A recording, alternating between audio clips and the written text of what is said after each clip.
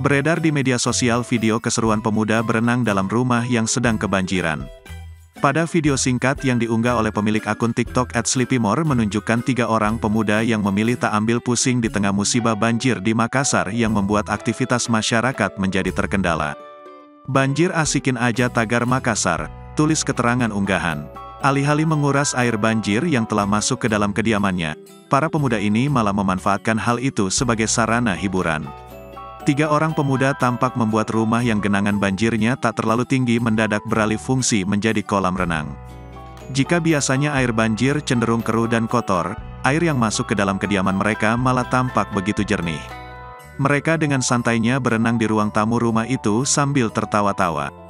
Ukuran ruangan yang sempit dengan tubuh mereka yang besar membuat mereka harus berhati-hati agar tak terbentur kursi yang terdapat dalam ruangan itu.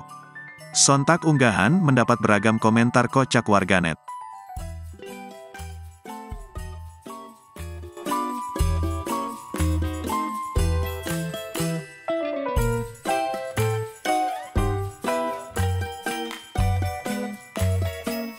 Terima kasih sudah nonton.